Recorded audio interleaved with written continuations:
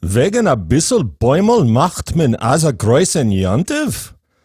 Starting you off with a little Yiddish on Messiah Podcast. Because of a little oil, we make such a big holiday? It's a good question. It's Hanukkah.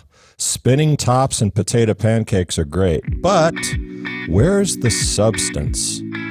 Today, we'll find out why we really celebrate Hanukkah. Messiah Podcast is a production of First Fruits of Zion, created in conjunction with Messiah Magazine, a free publication in print or online at messiahmagazine.org. Put your hand in mine together.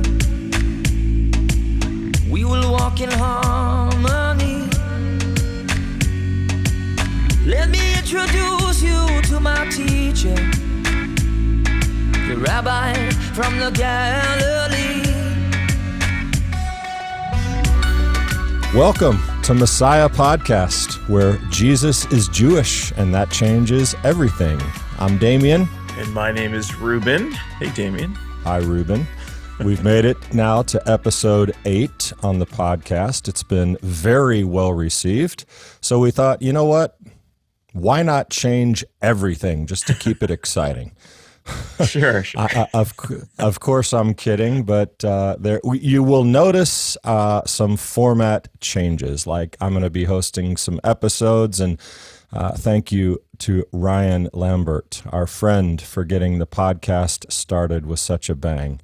But we're going to be featuring some new segments covering some of the phenomenal material from Messiah Magazine, and of course, our dedication and continued focus on Messianic Jewish teaching for Christians and Jews, with a great list of guests, I'm happy to say, exemplified by today's guest, Aaron Eby, and our subject, which will be Hanukkah, because at the time of this recording, Hanukkah is in full flight. So that means one thing: Jewish Christmas.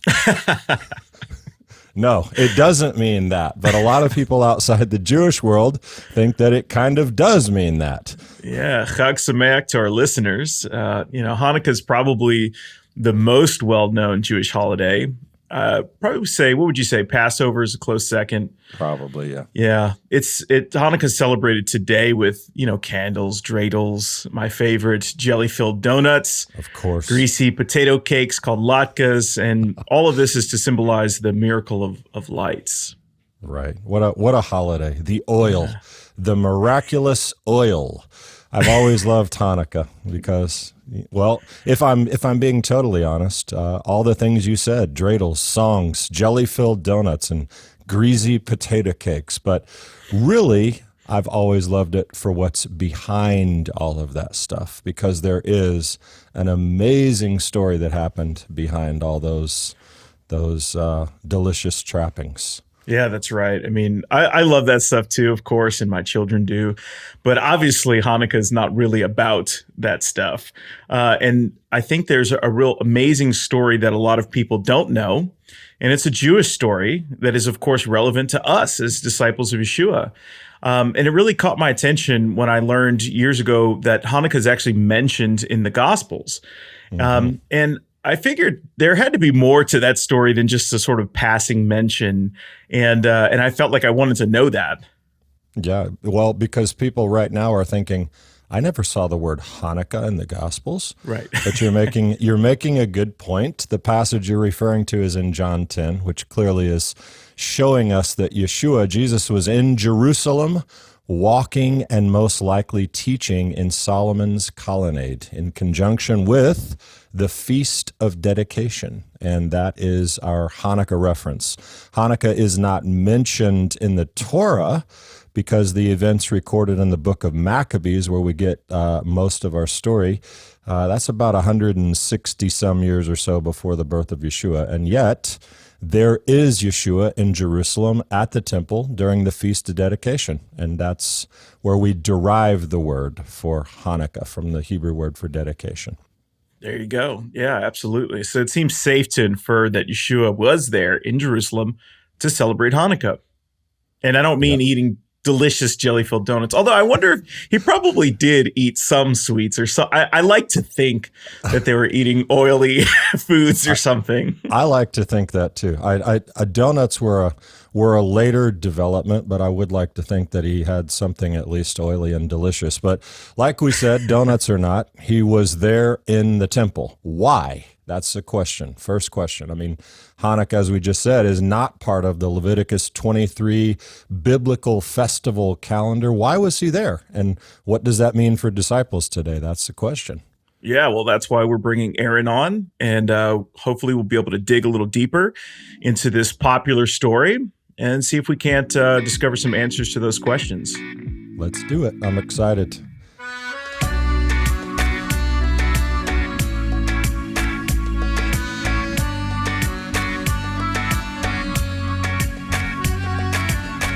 If you want to know the Jewish Jesus, don't miss out on a free subscription to Messiah Magazine, where you'll discover his life and teaching, learn about the biblical festivals, and get connected with Israel. Subscribe for free at messiahmagazine.org. Messiah Magazine is a free, donation-supported quarterly publication of First Fruits of Zion.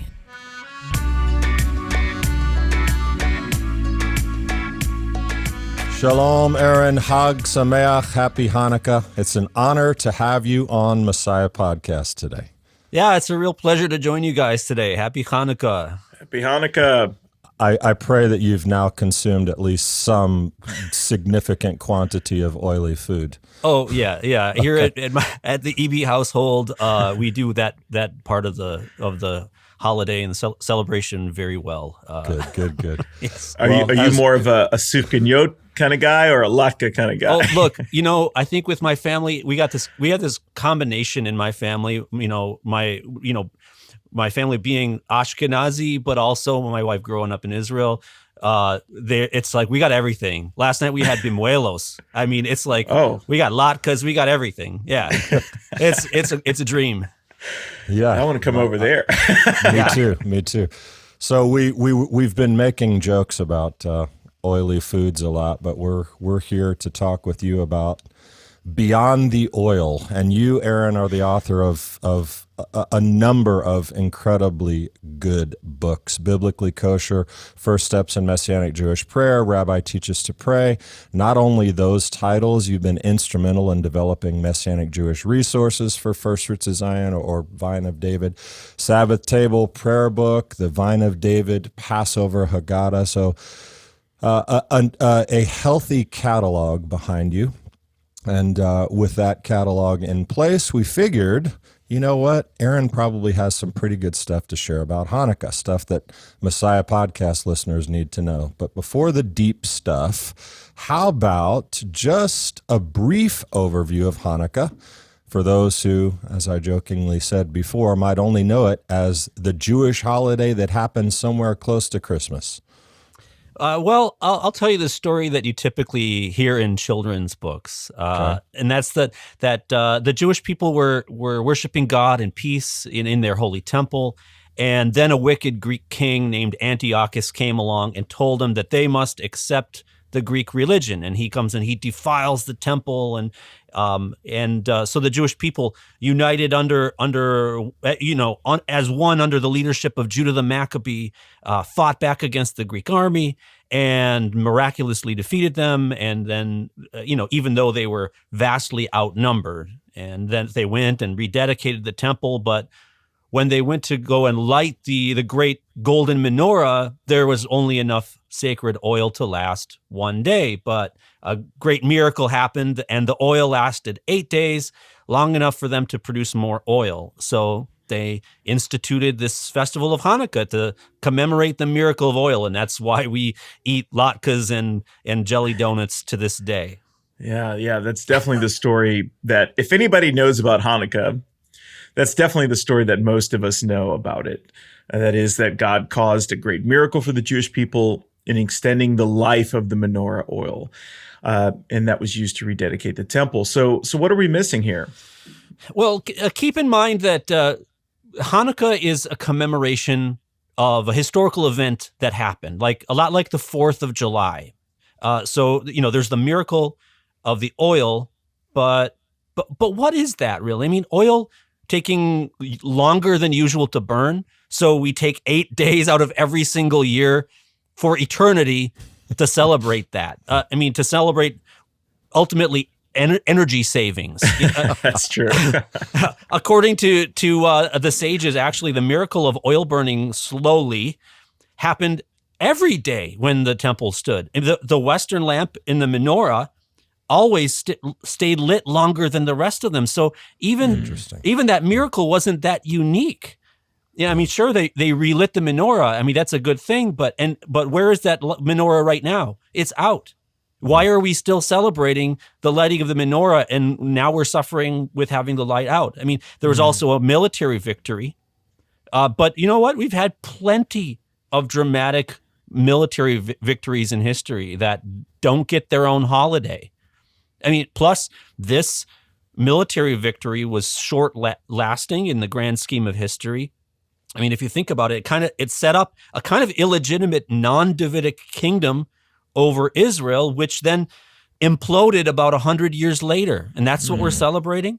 This, do you think that when this country, the United States of America, when we eventually, may it last a long time, but eventually when it collapses or becomes overthrown by some other power, will Americans still keep celebrating the 4th of July, the Day of Independence? Right. By the time of Yeshua, more than a generation had gone by since the Hasmonean dynasty collapsed. So this was already history for them, and the Romans took over. The Romans had taken over for decades by this time, and yet they were still celebrating Hanukkah. He was celebrating Hanukkah, and so there must be something more to this historical event that gives it significance. There must be something about the miracle, something about the victory that continues to endure to this day. Mm-hmm. Every Jewish holiday is the same basic narrative. This is a well-known joke. They tried to kill us. We won. Let's eat. Right? I saw that on a shirt one time that I really wanted to have the nice cartoons drawn with it for all the festivals. That's not a bad thing. We won. Let's eat. Right? Right. Yeah. And that is a common pattern, but you know what? Hanukkah doesn't exactly fit this pattern, because at least at first, Antiochus wasn't trying to kill Jews. Not until the revolt started. And then once the country starts revolting, he's gonna naturally going to try to kill the revolutionaries who are attacking his soldiers. Mm-hmm. Haman tried to kill the Jews. Boo. Yeah, right.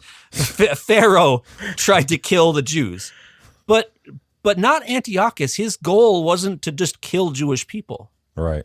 Okay. So for context, Haman is connected to Purim. Read Esther. Pharaoh is connected to Passover. Read Exodus. And yes, killing the Jewish people was the end goal for those guys. And right. You're saying, and I am sometimes I switch back and forth between Antiochus and Antiochus. Since you're calling him Antiochus, I'm going to try to remember to do that. But Antiochus and the Hanukkah story, it is different. How? What was he all about? And what you've talked about why we're still doing this. What lasting effect did the Maccabean revolt have on this world, our world?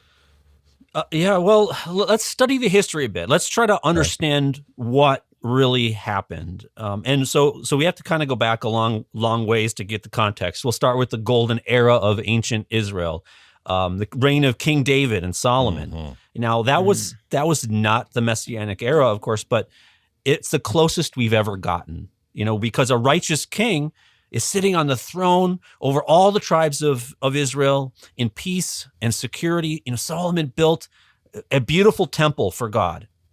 No other nation posed a threat to our existence or ruled over us. It was Israel. They were in true independence, serving God.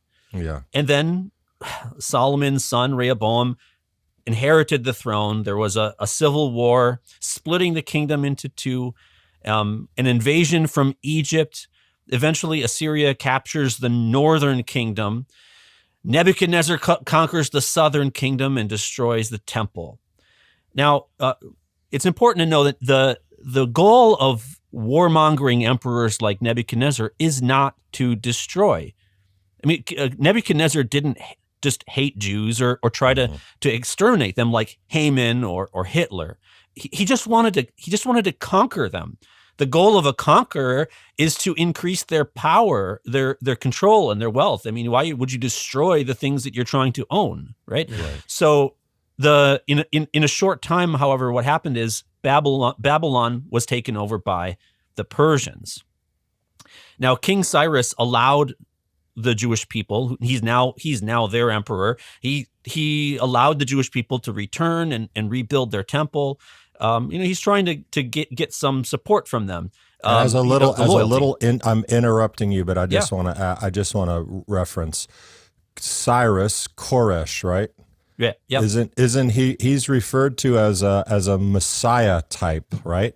Correct. The word yeah. Mashiach, because he allowed them to go back. So he was good to the Jewish people, and he was good to the Jewish people, and it's in his best interest to give your subjects as much of what they want as you can, and then he can they won't rebel against him. They will be loyal to him.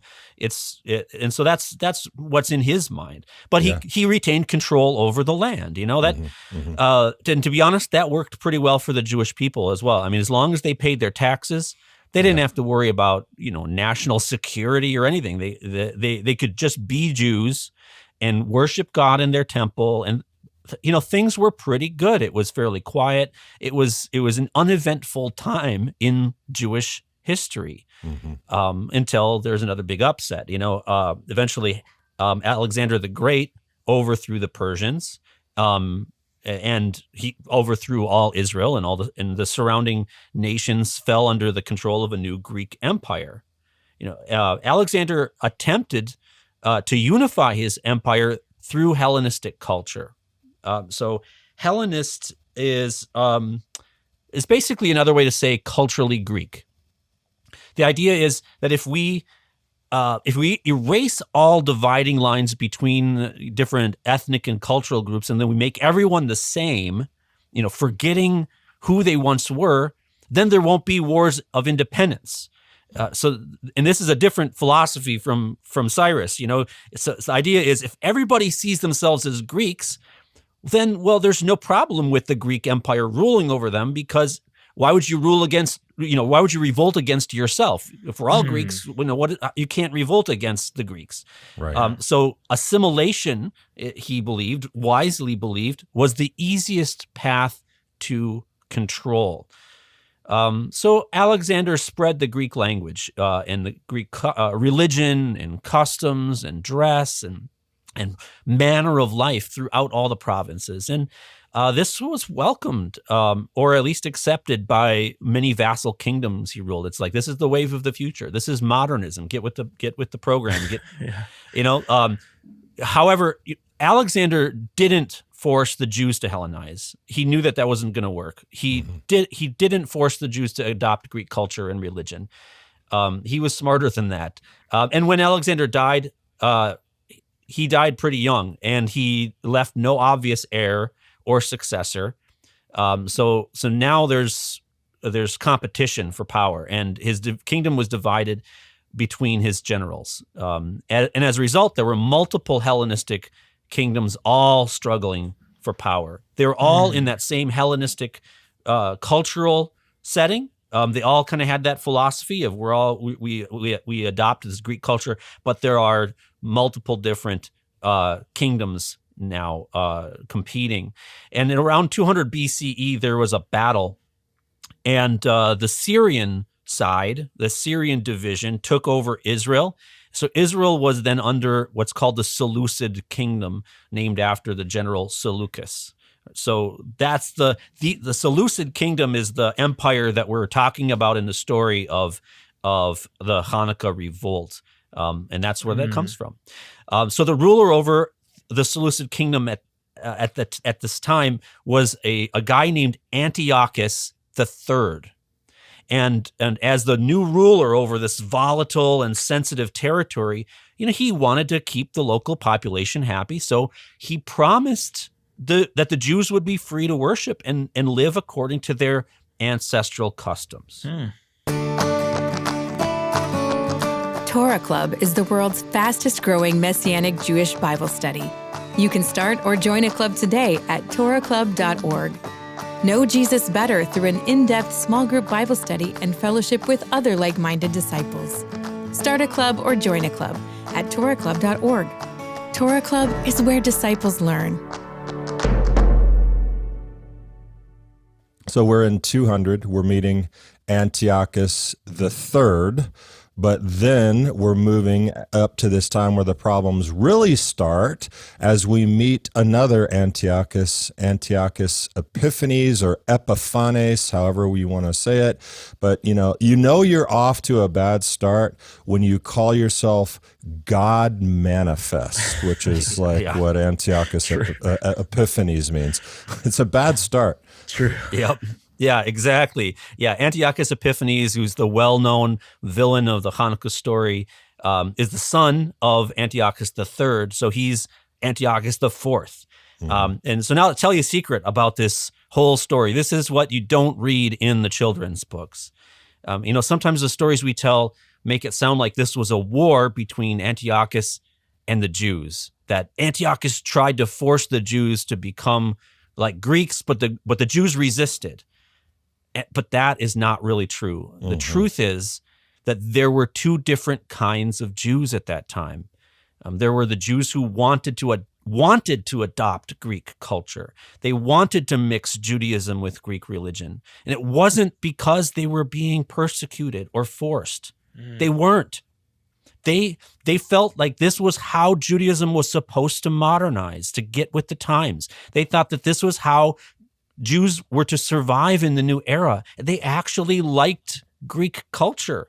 It was in fashion. I mean, there's a lot to like about it. It's Then there were the traditionalists, who felt that Judaism should not be diluted or defiled by foreign influences. They felt like the Torah couldn't be compromised, must not be changed.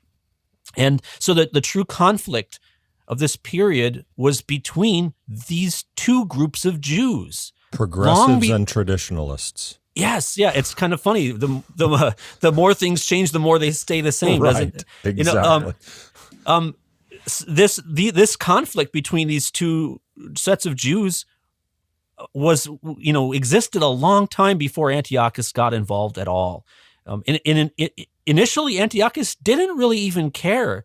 I mean, they're fighting against each other. This was just another civil war, a war between different groups of Jews, traditionalists and progressives or Hellenists. The sages do tell us about that. So it's not completely a secret, but they usually only hint about it. And the reason that they only hint about it is because they want to avoid speaking negatively about Jewish people. They want to avoid Lashon Hara. And so they place more emphasis on the role that Antiochus played and less emphasis on the role of the Hellenist Jews. There was a decent high priest at that time. His name was Honi, and he was a traditionalist. He had a brother who was an ardent Hellenist named Yeshua. And this Hellenist named Yeshua was changed his name like so many Jews did. He changed his name to Jason. Interesting. Jason wanted he wanted Jerusalem to be like other modern Hellenized cities. He looked around at all the other cities and how they've been updated and Hellenized. And so when Antiochus Epiphanes rose to power, Jason went to Antiochus and he said, I'll give you 440 talents of silver. And you got to realize that is the equivalent of many millions of dollars, right? So he's giving him a bribe or a payment. If you will he said, I'll give you 440 talents of silver if you make me the high priest instead. Which, I mean, now all of a sudden we're putting the high priesthood under the power. He's offering it on a silver platter, literally, to Antiochus, to give him the power to decide who's the high priest. And he says, I'll give you 150 more talents if you allow us to build a Greek gymnasium, like a wrestling arena, and a youth center, and if you declare us all to be citizens of Antioch with all the rights and of citizens. Now, Antiochus liked that idea, especially liked the money part of that idea. So You don't say. right. So Antiochus marches in and kicks Choni out, and his brother Jason becomes the new high priest. So Jason goes ahead and he builds that gymnasium. He starts to heavily promote and popularize Hellenism. And, at this point, the temple service is barely even operational. Because why? Because the priests are all at the gym doing naked Greek wrestling. That's an image. Yeah. It sounds like a joke, but I'm completely serious. That's right. There's no one left to do the temple service. So 3 years later, Jason is still paying off his debt to Antiochus. I mean, he's taken out quite a big loan here. So he sends another Hellenist guy named Menelaus with the money to finish up the paperwork. Here, Menelaus, can you make my final payment to Antiochus? So Menelaus takes this money, and when he gets to Antiochus, instead of just completing the payment, he outbids Jason by 300 more talents, and says, "Hey, give me the high priest title." He secures the high priest title for himself. Now, here's the kicker: Menelaus wasn't even a Cohen. He wasn't a descendant of Aaron, the high priest. He was from the tribe of Benjamin. Mm-hmm. He is not even qualified by the Torah to be a priest at all. So Menelaus comes back now. I mean, because Antiochus doesn't care what the Torah says. Menelaus comes back now as high priest and chased Jason out of town as a fugitive. Now, okay, but of course, Menelaus has got a debt to pay. So Antiochus's collectors come by asking, "Hey, Menelaus, when are you going to pay? When are you going to pay your money?" Menelaus would say, "I'll get you the money. I'll get you the money." But he never had it. So finally, Antiochus summons him and says, "All right, Menelaus, we need to talk." And he said it in a Godfather voice. Like, Yeah. this is the original Syrian mafia here. Right. we need to talk. So just then, Antiochus, right when he's about to have this meeting, Antiochus gets a news bulletin that a couple of his cities are revolting against him. So Antiochus turns to his assistant, whose name is Andronicus, and he says, "Okay, you deal with Menelaus, get the money. I have to go deal with this political situation." So Menelaus takes this opportunity, this upset, and he tells Andronicus, "Listen, I know just where to get the money." So he goes to the temple, to the holy temple in Jerusalem, goes into the treasury, and he clears out all the holy golden vessels. And he gives those to Andronicus to pay his debt. Okay, so Choni, remember Choni, the old high priest, the good guy? Yeah. Mm-hmm. He saw what happened. He saw them hauling out the goods from the temple, and he goes public with the scandal and lets everybody know. So now Menelaus persuaded Andronicus to kill Choni. Now, Choni is hiding somewhere at this point because he knows that he's an enemy of Menelaus. So he's hiding out, and he's in some. Andronicus comes. He finds where he is, and he says, "Choni, just come out. I swear I'm not going to hurt you. Just come out, and we can, work things out." Famous so finally, last words. Yeah, exactly. So finally, Choni comes out, and Andronicus immediately kills him right on the spot. Okay.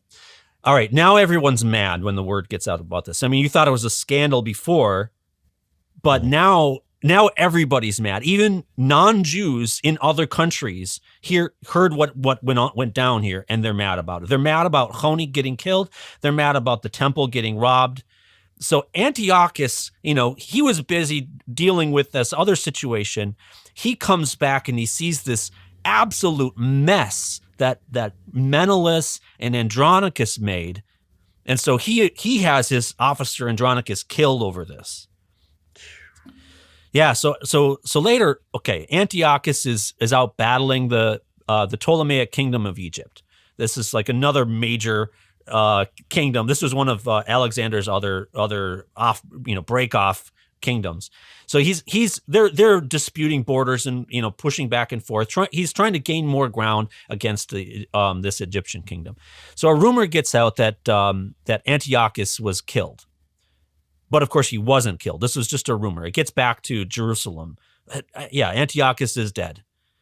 Okay, well, remember Jason. So he had run away as a fugitive. That he was the other Hellenist high priest that was chased away. So he hears this false rumor that Antiochus is dead, and so he thinks, now's my chance. So he gathers an army of 1,000 men. And he storms Jerusalem with a sneak attack, and he's hacking down Jews left and right. And the city is in utter chaos. And Menelaus is hiding in a tower somewhere. And ultimately, Jason with his big army doesn't manage to gain full control of the city, and they chase him away, and he's chased away for good. Man, with all this deception, intrigue, murder, I could see a Netflix series for Hanukkah really unfolding before my eyes. This is good. But so Antiochus has another name, Antiochus Epimanes, which is the crazy dude, the crazy man. Yep. But I'm sure when he hears all this that's happening, he's mad in a different kind of way, like red, steaming, fuming mad. So yes. and so what's he do? Well, yeah, he is absolutely furious, and because to him it seemed like all of Judea was in a revolt. It seemed to him like that's it. They're starting their own country here. So he decides to march back to Jerusalem with his soldiers, and he really started mowing people down, men, women, children. And in 3 days, 120,000 people were killed. And about just as many were sold into slavery. This was a terrible, terrible tragedy. And he just marched into the temple, and Menelaus is standing there with his arms open wide, and Antiochus walks in, and Menelaus just opens up the temple treasury and welcomes him in. Antiochus comes and cleans out everything that's left in the temple, and he just carries it off to the capital city. Okay. So this is actually where the story begins, with Antiochus. He's coming and he's stealing the temple treasuries. And so from here, we actually, some of the story begins to come to life. So Antiochus, he sends thousands of soldiers to continue attacking the Jews. We know about this. He banned the practice of Judaism. Right. He banned Torah study, keeping the Sabbath. I think there's even stories of forcing people to eat pork and all this kind of the familiar Hanukkah, or at least if you dig a little bit deeper, it becomes a little bit more familiar. So this is where that's at now in the story. Exactly. Yeah, exactly. Okay. Yeah. So the temple was taken over at this point. It became a carnival of idolatry. I mean, it was dedicated to Zeus. The courts were filled with temple prostitutes. The altar was covered in forbidden sacrifices. Yes, it's as bad as you can imagine it. And finally, in the town of Modi'in, there was this one defiant traditionalist priest, and his name was Mattathias or Matityahu. And he took a stand against this defilement, and a revolt began. He fled with his 5 sons into the Judean hills, and they began to train a militia. So Mattathias' son Judah led his army, this army called the Maccabees. In Hebrew, Maccabee means hammer. And that's a little historical context people should know. I think almost most Jewish kids grow up thinking Judah's last name was Maccabee, right? Yeah. There's some interesting theories about where they got this name. I think the most reliable one that I've heard is that it's it's actually an acronym for Mishmeret Kohanim B'nai, and I can't remember the name of the order of the priesthood. So all of the priests are divided into different families, and so it actually is sort of almost a last name. And that it just so happens that acronym happens to spell the word hammer. So that's awesome. Kind of neat. And the Maccabees are like real heroes. And in the times of the Gospels, you look at the names of these 5 sons and how and they're all very familiar. You've got Judas, Simon, John, Jonathan, and Lazarus. Basically, those are the names of the Maccabees' sons. And if you're to put them in Greek, so that's why everybody in the Gospels has those names, is because they're wanting to be like the Maccabees. Yeah, that's a cool connection. Yeah, the traditionalist Jews. That at that time they gathered an army, right? So the Maccabees gathered this army, people who wanted to take back the Jewish people, take back the Torah, and the temple and everything.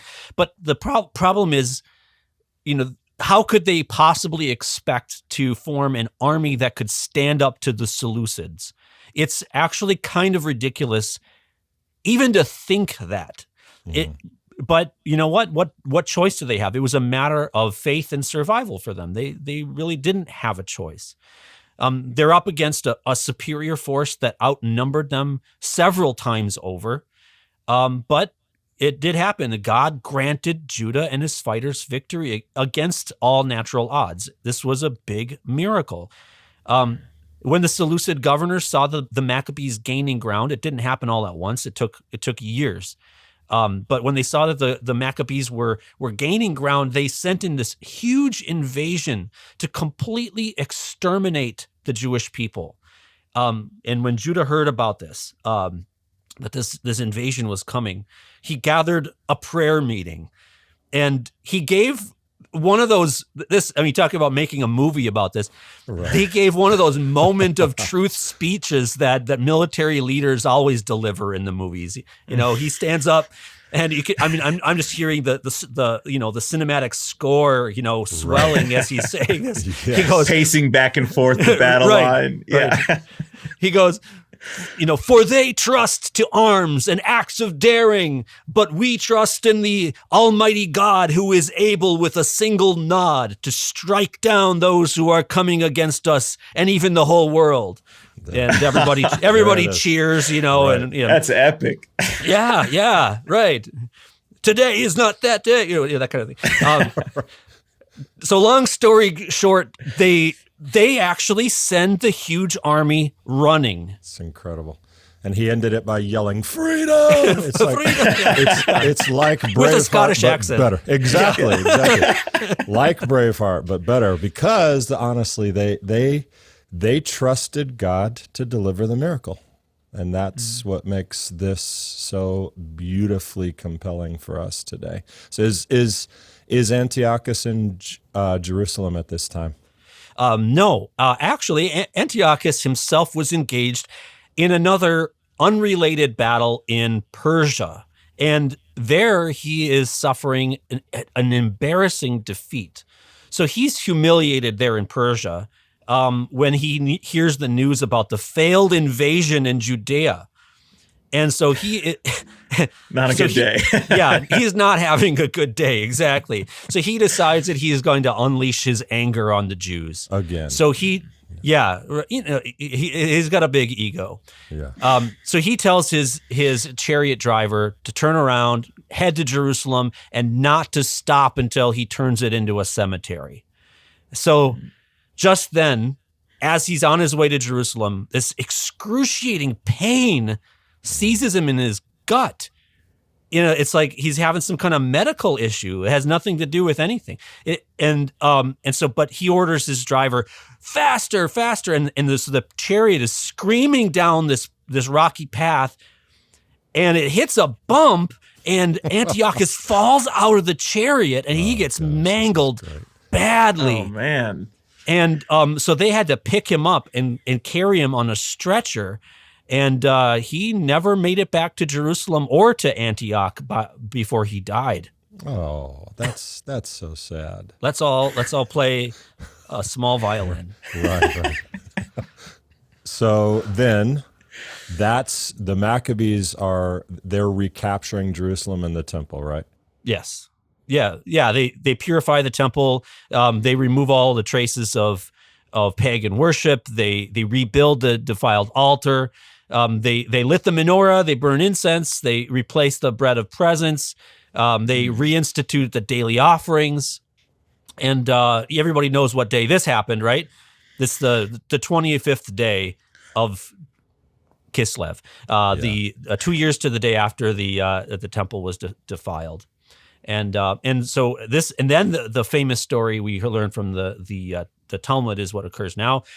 They went to light the menorah. They only found enough of the sacred oil to fuel the menorah for a single day, and it would take 8 days to procure more sacred oil. But a miracle occurred, and the menorah stayed lit for those 8 days. There we go. All right, now we're dovetailing the story nicely to what we know. Yeah. And it's actually interesting because that miracle of the oil that doesn't occur in the historical books like in Josephus, but it does occur in the Talmud. And and the reason though that they bring this up in the Talmud is it's a beautiful sign from God, and it's a part of our Mesorah that shows that it demonstrates that God it demonstrates that God is the one who did the military victory, that it wasn't the Maccabees' strength that actually accomplished this. That's the idea. But the miracle of the oil is not the reason for Hanukkah. I mean, Hanukkah would already be a holiday if the miracle of the oil hadn't happened, and it would be utterly miraculous.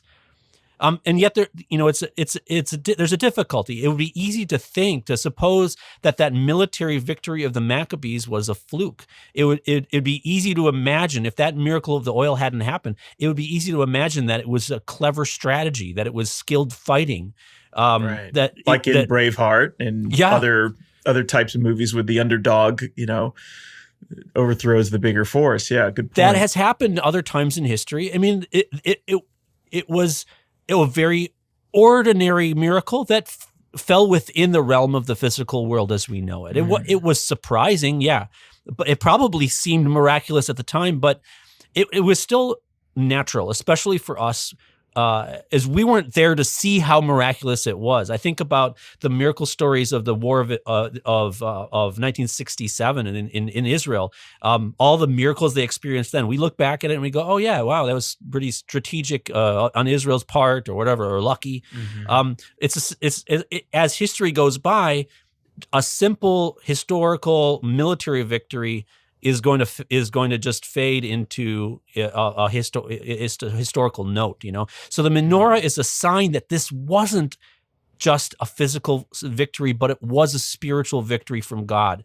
I mean, it's kind of like in the movies when someone has this amazing dream and then they wake up and then they find something from their dream that's in real life and know that dream was something real, Yeah. It's interesting too, because, the menorah, the temple menorah, obviously is no longer lit today. So we have there's this battle, not a battle between Jews and Greek soldiers. It was a very different kind of battle. Covenant faithfulness and Hellenism against syncretism more than the Syrians, really. It was a battle for identity, for keeping covenant fidelity, for keeping Torah, the identity of the Jewish people, the war between purity and defilement.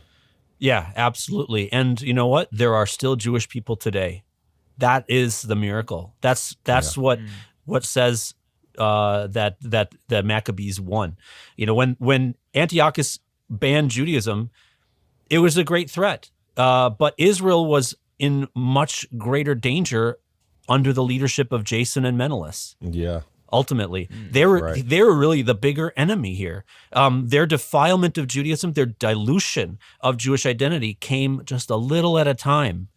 And by the time anyone recognized the danger that the Jewish people would disappear at this rate, they would already have become too weak and too apathetic to do anything about it. Yeah. By the first century, there would have been no more Judaism as we know it, and everything that comes after that. By the time the Gospels are written, they wouldn't have been written. There would have been no people for the Messiah to come to. So the miracle of Hanukkah endures because the Jewish people and the Jewish faith endures.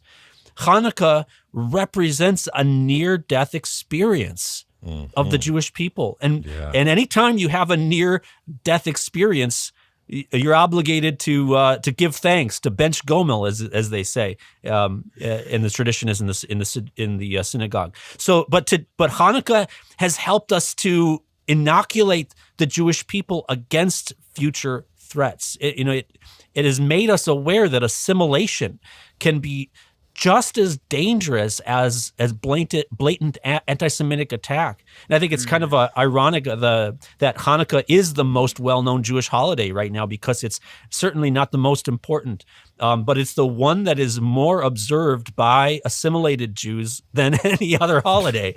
Right. It's the one that gets assimilated, the one that gets Christmasified and everything. It's a bizarre phenomenon. I think there's something spiritual behind that, but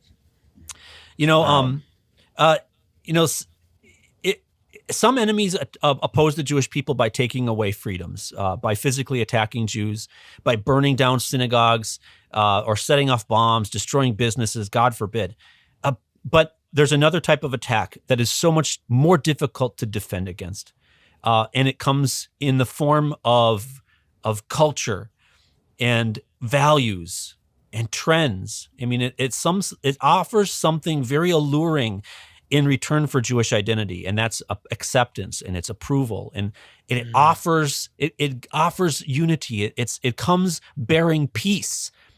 After all, if we all become the same, then there will be no one to revolt. If there were no religions, people think, then there will be no wars.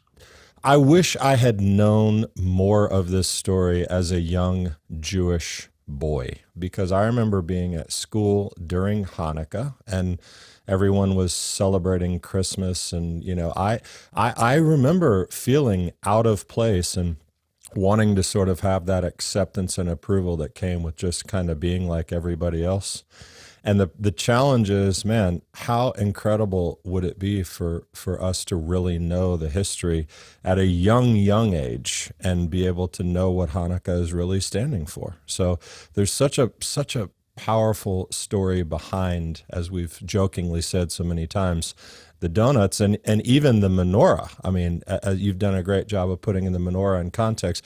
And I think so many people probably are familiar with the quote, if you don't stand for something, you'll fall for anything. And that's often misattributed to Alexander Hamilton. It's more likely a statement from a guy named Gordon Eady, who was a doctor who was treating World War II PTSD patients and stuff, but he did say that, but what he said after it is quite appropriate to our story. If you don't stand for something, you'll fall for anything. And he said something that could be attributed to Judah and the brothers. He followed that up by saying, we need to realize we're fighting two wars, the war of arms and the war of ideas, which is a very profound part of the Hanukkah story. It wasn't just the military struggle. It was that assimilation and syncretism. And for today's context, many of the ideas, the quote, ideas of God's people are under attack. The Hanukkah idea war, by that I mean just standing up for what you believe. In their minds, even to the death, it's still quite relevant. And I guess Yeshua told us we might need to be prepared for things like this. Yeah, absolutely. And it's true. The biggest war we face right now is a war of ideology and the space in our own mind and our identity. And that's where we really need to stand guard. And I think about Messianic Judaism and its own struggle for identity, and it's another amazing Hanukkah miracle in a sense. The Jewish people within the body of Messiah who have been told for years, you need to become like everyone else, and you're not allowed to keep the Torah or to assert your own national identity, and yet here it is.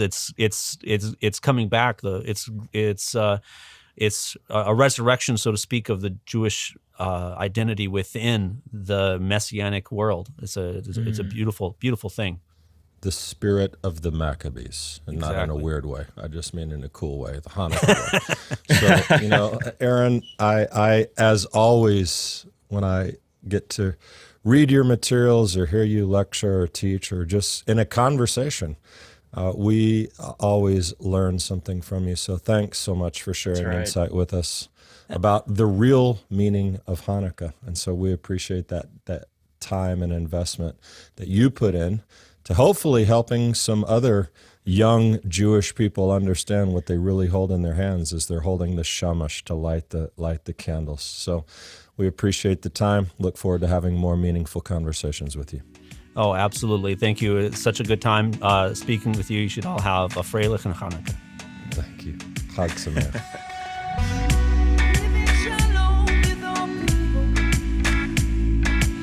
For his love is an open door. Well, Ruben, that was quite the history lesson, I would say, and an unbelievable story of the covenant fidelity of the Jewish people. Yeah, I'm a pretty big history buff, so I always love learning more of the details and trying to follow that plot. And I look at those things. We need a flowchart of you really do. Jason, Honi, Menelaus. Yeah. And there's so many familiar names too, because I thought Honi and the circle drawer, I think it's the same name. There's a lot of these repeat names. It's really cool. But what was your biggest takeaway? Well, I think the subtleties of syncretism. And syncretism is this attempted amalgamation of different religions and cultures or schools of thought, and there's certainly something to be said for unity and for sharing an identity with cultures different than yours. However, we live in this really weird time, which is hearing Aaron teach. It's like being back when Alexander's coming into Israel and saying, you can't do that anymore. You have to look like this. You can't have an identity. I mean, we hear it referenced as cancel culture. And if you don't agree with what I say, you're out, you're done. We're canceling you. And in essence, Hanukkah and what was happening is a cancel culture story.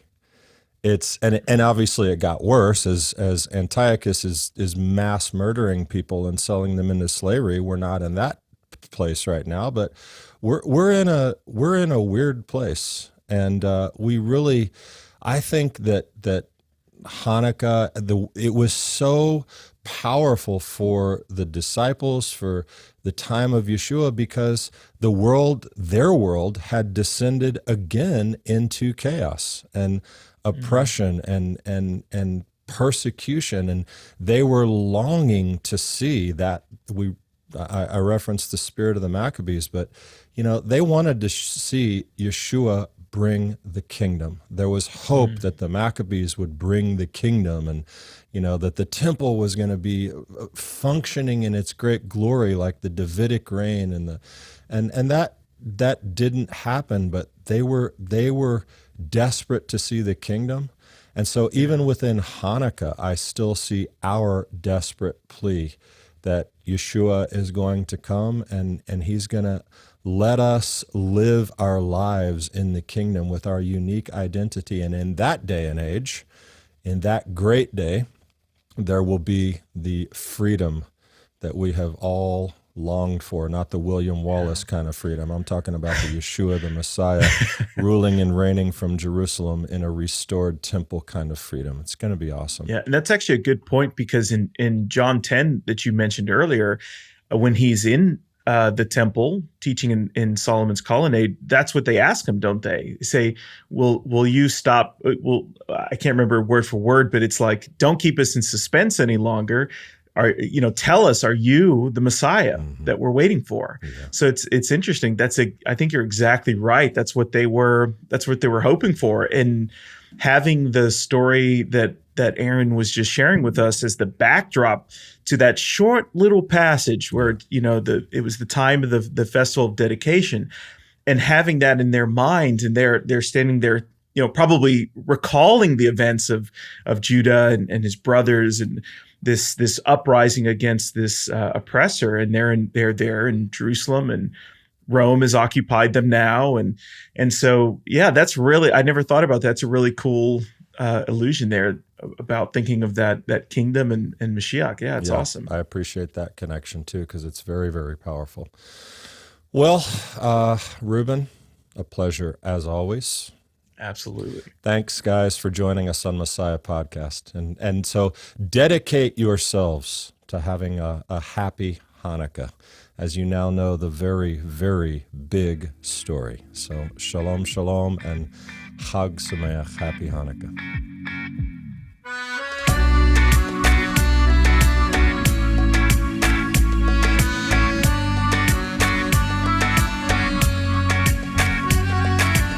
Thanks for joining us for this episode of Messiah Podcast, where Jesus is Jewish, and that changes everything. This podcast is an extension of Messiah Magazine, available at messiahmagazine.org. If you enjoyed this episode, be sure to subscribe and leave a review, along with a 5-star rating wherever you're listening now.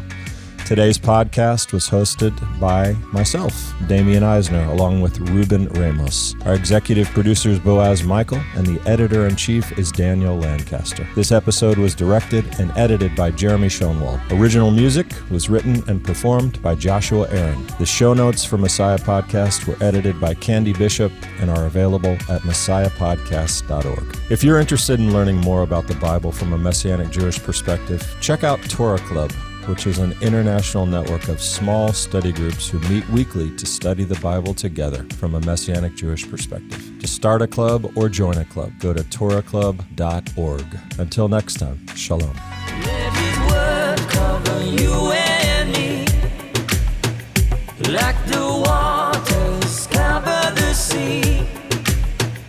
Let his love cover you and me, like the waters cover the sea.